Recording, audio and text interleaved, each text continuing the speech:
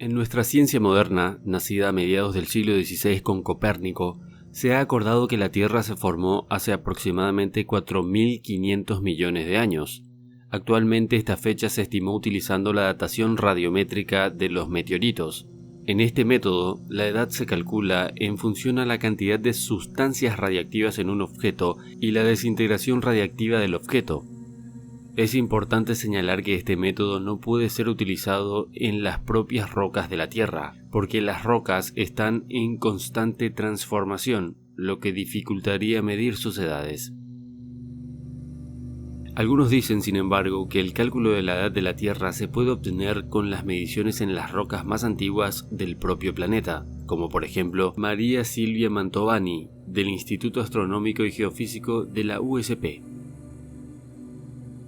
En 1955, el geofísico Claire Patterson publicó un estudio donde reportaba cantidades de plomo encontrados en el meteorito del Cañón del Diablo, que se encuentra en Arizona, Estados Unidos. Así, al comparar la proporción de plomo encontrada en otras rocas, Patterson concluyó que la Tierra tiene 4.550 millones de años, con un margen de error de 70 millones de años. Aunque no hay información en la historia de que un objeto celeste o pedazos de rocas hayan caído del cielo en esa región, se cree que los primeros meteoritos de hierro que se encontraron allí son pedazos de un gran meteorito que cayó en el cráter del meteoro. Sin embargo, no está muy claro cómo se adquirió el material de este meteorito. Unas décadas antes, un ingeniero de minas de Filadelfia, Daniel Morgan Barringer, había perdido cientos de miles de dólares tratando de encontrar hierro meteórico en el cráter Barringer, que dijo que lo haría aún más rico. Barringer fue uno de los primeros en suponer que los cráteres se originaron por el impacto de un meteorito, con lo que la mayoría de los científicos en ese momento no estaban de acuerdo. El consenso era que los cráteres en todo el mundo se habían creado lentamente durante miles de años. La pregunta que queda es, ¿se ha comprado este descubrimiento? La idea de que la Tierra fue formada por material meteórico es muy reciente, ya que apareció en el siglo XIX y fue desarrollada en 1969 por Victor Zanofrodt.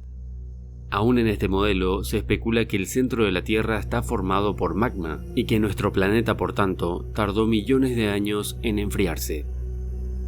Hasta la fecha, lo más profundo que el hombre ha logrado perforar en la corteza terrestre ha sido 12 kilómetros, conocido como el Pozo de Kola, en Rusia. Lo llamativo es que lo que se encontró a esta profundidad fue agua, algo inaudito en la época. En 1977, 22 años después de que el geofísico Claire Patterson datara la Tierra en 4.500 millones de años, se publicó el trabajo del físico nuclear Robert V. Gentry, que concluía que la Tierra no tendría millones de años, y mucho menos miles de millones de años, sino varios miles de años. Y no solo eso, en su investigación planteó, al igual que las culturas antiguas, que muy recientemente la Tierra había sufrido un diluvio de proporciones mundiales, y que este colapso hidrotermal posiblemente fue esencial para la creación de las reservas mundiales de carbón y de petróleo. Contrariamente a la idea predominante de que las rocas sedimentarias, como el carbón, tardarían millones de años en formarse, Gentry demostró que es posible formar carbón bajo ciertas circunstancias, en un periodo de tiempo muy corto en términos geológicos. Ese carbón no podría haberse formado simplemente por la superposición de sedimentos durante millones de años, lo cual es un factor crítico, y eso haría que el propio carbón se rompiera. Además, al analizar madera de árboles naturalmente carbonizados de la región de la meseta de Colorado en Estados Unidos, se encontraron altas cantidades de plomo y uranio, lo que sugiere no solo que el carbón se formó muy rápidamente, sino que también que los troncos de los árboles carbonizaron carbones de uno de ellos. Las mayores reservas de carbón de los Estados Unidos fueron enterrados al mismo tiempo y que las edades geológicas, así como la edad de la Tierra, se limitaron a miles de años. La evidencia viva de cómo el carbón no tardaría millones de años en formarse se puede ver en la cuenca del río Powder, en Montana, una gigantesca reserva de carbón de extrema pureza, libre de otros materiales como la arcilla.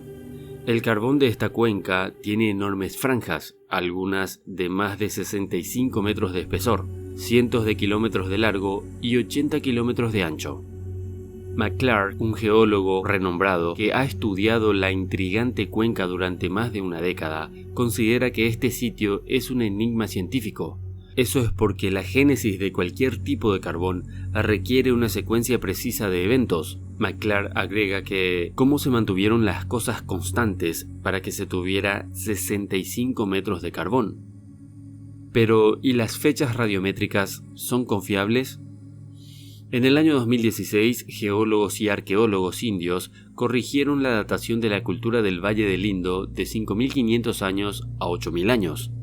Un error de cálculo considerable de al menos el 30%. Esta es una de las evidencias de que estos métodos de datación no son una verdad absoluta. Es decir, es necesario conocer las limitaciones de los métodos de datación y sus respectivos márgenes de error, y que las fechas de radiocarbono, como todas las mediciones radiactivas, son declaraciones de probabilidad. Por lo tanto, las fechas obtenidas por medición de radio deben ajustarse alrededor del 25 al 30% de sus mediciones primarias. Al respecto, Gintride argumenta que la obtención de fechas radiométricas nunca ha sido una práctica científica. La información científica debe provenir de experimentos en laboratorio. Por lo tanto, establecer medidas radiométricas es solo un cálculo aritmético, y tenemos que tener en cuenta que si la constante establecida no es realmente una constante, sino una variable, las medidas de radiomedición no son más que una ficción radiométrica. Ciertamente yo no estaba muy al tanto de este asunto, pero ahora que he investigado un poco más, creo que esta sucesión de errores de cálculo, márgenes de error y eventualidades de medición prueban que en realidad no podemos precisar la edad de la Tierra en base a estudiar variables tan bituminosas. Ambas teorías son bastante convincentes, pero se nota que la ciencia, en ciertas materias, no es tan imparcial como algunos la defienden. La ciencia hoy por hoy depende totalmente de las ideologías y las motivaciones de los científicos. De hecho, los principales medios de comunicación y la gran mayoría de los libros de texto han elegido la primera teoría. Además, la teoría de Gintride fue silenciada por completo, ni siquiera mencionada en los libros de textos escolares. El peligro se agrava cuando la ciencia se utiliza como telón de fondo para justificar ideologías y creencias y culpar a otras personas por cuestionar que van más allá de la ciencia misma. Corresponde al espectador y a todos nosotros, simples entusiastas de la búsqueda de la verdad, escoger la ciencia que más agrade y que llene las expectativas de cada uno. Podemos simplemente aceptar como verdad todo lo que los medios nos digan, o de otro modo especular con cada verdad o hecho científico, ya que no confiamos en la ciencia de hoy.